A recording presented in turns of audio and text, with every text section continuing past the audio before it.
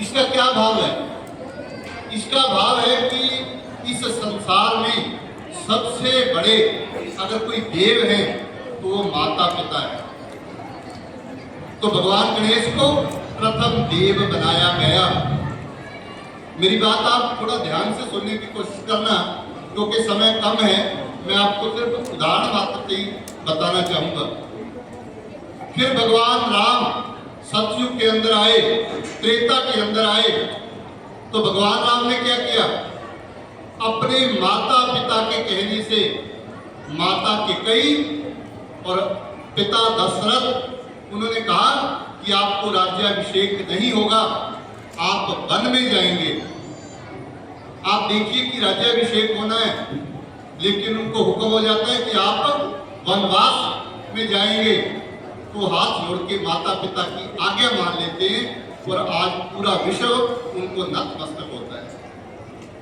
क्या भाव है कि सबसे बड़े माता पिता हैं।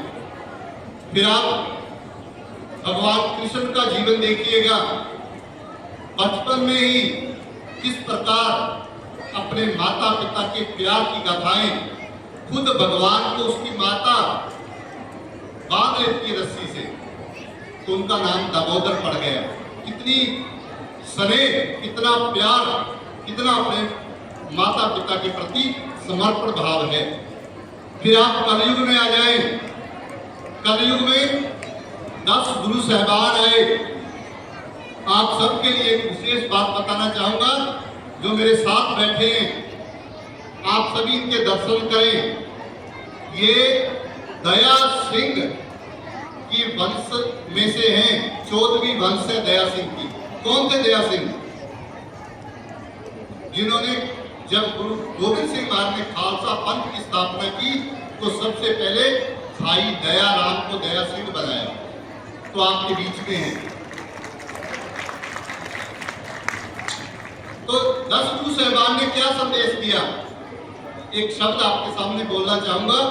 गुरु साहब ने कहा, काहे पूत झगड़त हो सब बाप, जिनके जड़े बडीरे तुम हो, तिनसो झगड़त पाप।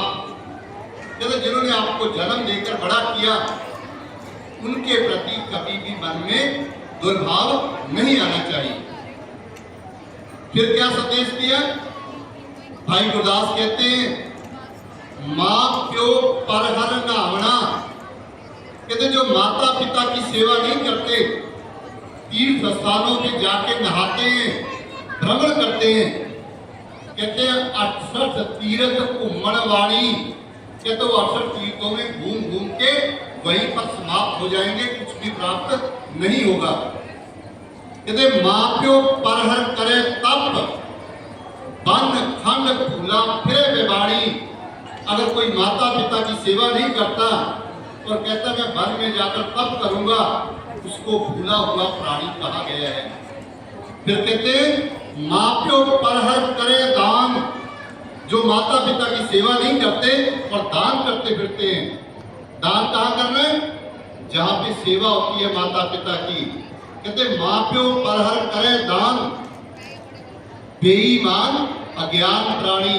वो बेईमान है, वो अज्ञानी है, ऐसा हमारे भाई गुरदास जी कहते हैं, ऐसा धर्म ग्रंथ कहते हैं। ये सभी कार्य को जो पवित्र रूप देना है, इस कार्य को, इस महान सोच को जन जन तक पहुंचाना है, उसके लिए ये गोधाम, माता पिता गोधाम कार्य कर रहे हैं।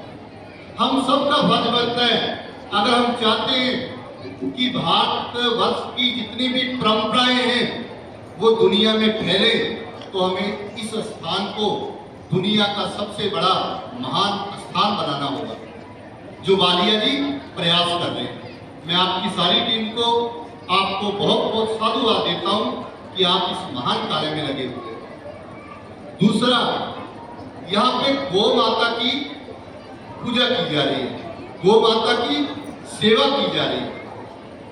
मैं एक आपके सामने क्वेश्चन रखना चाहता हूं। मंच पे बुद्धिजीवी बैठे हैं, आप सभी भी बहुत ही प्रबुद्ध जन बैठे हैं। मैं आपसे पूछना चाहूंगा कि गाय माता किसकी माता है? कोई बता सकता है किसकी माता है गाय माता? देखिए बड़े ध्यान से सुनना है। गुरु ग्रंथ साहब महाराज कहते हैं चारों वेद हुए सच्यार, कि चारों वेद सच कहते हैं। जो भी वेदों में लिखा है सच लिखा है। क्या लिखा है वेदों में? वेदों में लिखा है गाओ विश्व मात्र, कि गाय विश्व की माता है। गाय किसी एक धर्म की माता नहीं है, गाय पूरे संसार के प्राणियों की माता है। क्यों है माता? क्या कभी विचार किया? मैं 2-3 बातें आपके सामने रख के अपनी वाणी को विराम दूंगा। सबसे पहला, माता ममता का रूप है, ममता का रूप, और इसी प्रकार गाय माता भी ममता का रूप है, इसको दया का रूप कहा गया। दूसरा, गाय के दूध के अंदर वो प्रोटीन होते हैं जो माता के दूध के अंदर होते हैं, जैसे A2 बीटा कैसीन प्रोटीन, जो किसमें होते हैं? गाय माता के दूध में। वही किसमें होते हैं? अपनी माता के दूध में। अगर हम माता का दूध पीते हैं और गाय माता का दूध पीते हैं तो कोई अंतर नहीं है, तो उसे गाय माता कहा जाना चाहिए या नहीं कहा जाना चाहिए? इसलिए हम सबकी गाय माता है, कोई भी क्यों ना हो। दूसरा, गाय माता को पशु नहीं कहा जाना चाहिए। पशुओ न गाओ, कि गाय पशु नहीं है। ये हमें किसने कहा? अंग्रेजों ने आके पशुओं की श्रेणी में डाल दिया। लेकिन जब आप भारतीय इतिहास देखेंगे, भगवान कृष्ण, भगवान राम, गुरु साहबान, कुछ लोग जो नहीं बाणी पढ़ते हैं उन्हें ऐसा लगता है शायद गुरु ग्रंथ साहब में ऐसी शिक्षाएं नहीं है। मैं आपको 2-3 शब्द गुरु ग्रंथ साहब से बताना चाहूंगा। गुरु ग्रंथ साहब में लिखा है, बेन बजावे गोधन चरे, नामे का स्वामी आनंद करे। मतलब कि जो अंदर से ओम को सुनता है, वाणी को सुनता है, और दूसरा दुनिया में गाय को चलाता है, उसे कभी भी दुख नहीं आ सकता, वो हमेशा आनंद में रहेगा। फिर वाणी क्या कहती है? ध्यान से सब सुनना है। आस पास धन तुलसी का, हमारे आसपास वनस्पति होनी चाहिए। कुछ आएगा तो एक पर के दे दे ट्रे लिए भर के, वहां का स्वरूप देख ट्रेवर के लिए बेटे न आओ न जाओ रे, तोहे चरण मन लागो सारंग धर, जो मिले सोवड़ भागो, बिंद्रा बन मन हर मनोहर, कृष्ण चरावत गाँव रे। कहते जब कृष्ण गाय चराते हैं वृंदावन में, मेरा मन उनके चरणों में अर्पण हो जाता है, मोहित हो जाता है। तो क्या भाव है? गाय चरानी चाहिए। मैं वालिया जी को एक खास बात कहना चाहूंगा कि मेरा एक भाव है, आपके सामने भी एक भाव है, गाय कभी बंदनी नहीं चाहिए। हम इस स्थान को इतना बड़ा बना दे। मैं सरकारों से भी कहना चाहूंगा, क्योंकि जहां भी गाय के प्रति शब्द आया है वहां गाय चरण की बात की गई है। भगवान कृष्ण गौचरण कराने जाते थे नंगे पांव, हमारे महात्मा नंगे पांव गौचरण कराने जाते थे। इस स्थान के साथ हमें बहुत सारी जगह जमीन लेने की जरूरत है जहाँ पे गाय चरे, क्योंकि मैं यहाँ के बड़ा ही आनंदित होता हूँ। जितने आनंद के साथ, जितने प्रेम के साथ यहाँ गाय की सेवा होती है शायद ही नहीं होती। इसलिए एक बार वालिया जी के लिए हम तालियां बजाएंगे कि आप बहुत महान सेवा कर रहे हैं।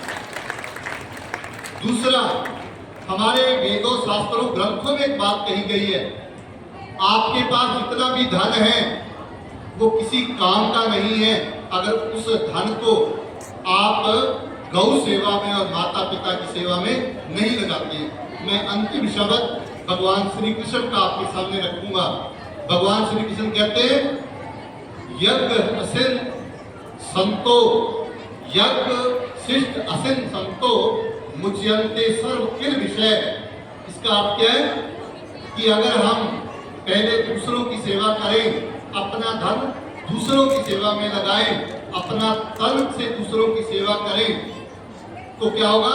हमारे सारे पाप खत्म हो जाएंगे। फिर क्या कहते हैं? भुजयन्ते तेतु अगम पापा पच्यन्ते आत्म कारणात्। अगर आप खुद ही बनाकर खुद ही खा जाते हो, अपना धन खुद पे ही सब लगाते हो, तो आप पाप कमा रहे हो। तो हमें क्या चाहिए कि हम गाय माता की सेवा करें। ये बहुत विस्तृत एक सब्जेक्ट है, इस पे बहुत बड़ा अध्ययन करने की जरूरत है कि गाय दुनिया की माता क्यों है, ये जानने की जरूरत है। और बिना माता पिता की सेवा के कभी भी प्रभु खुश नहीं हो सकते। अगर हमें प्रभु को खुश करना है तो हमें दो काम करने हैं, गाय माता की सेवा करनी है और माता पिता की सेवा करनी है। लेकिन एक बात मैं आपके सामने रखना चाहूंगा, जिस प्रकार आप प्यार से सुन रहे हैं, आप सबने ये अंतिम शब्द बड़ा ध्यान से सुनना है। आप सभी चाहते हैं कि आप सुखी रहें, बीमार ना हो। कौन कौन चाहता है, एक बार हाथ खड़ा करें। सभी चाहते हैं कि बीमार कभी ना हो। इसका एक मैं आपको मंत्र देके जाऊंगा। अगर कोई बीमार हो जाए तो मैं उसकी पूरी गारंटी लेता हूँ, पूरी तरह गारंटी लेता हूँ। आपके बीच में कोई एमबीबीएस डॉक्टर, एमडी डॉक्टर, कोई भी क्यों ना बैठा हो, मैं गारंटी देता हूँ, उसे भी गारंटी देता हूँ। और ये वैज्ञानिक तथ्य भगवान कृष्ण ने कहा है, धन्यवाद। इदं तूते गिहुत्तमं प्रवक्ष्यामि अनस्वयवे ज्ञानम विज्ञान सहितम यत् यात्वा मोक्षे यस्मात्। कहता मैं ज्ञान विज्ञान से आपको समझाना चाहता हूँ, भगवान कृष्ण समझा रहे हो। ये गुरु ग्रंथ साहब भी यही कहते हैं, ध्यान से सुनना। कहते हैं आपने दो काम करने हैं, अगर बीमारी आ जाए तो भगवान कहते हैं मैं जिम्मेवार। कौन कौन से काम? अब एक एक शब्द ध्यान देना।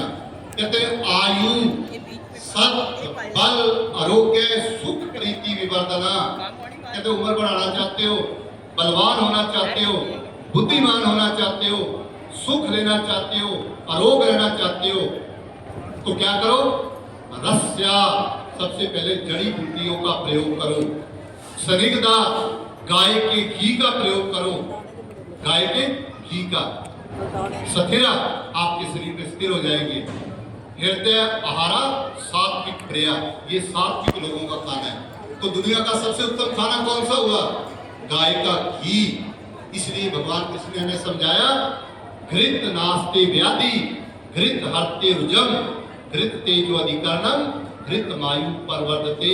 अगर गाय का घी चोरी करके भी खाएंगे तो भी आपको पुण्य की प्राप्ति होगी, ऐसा भगवान कृष्ण कहते हैं।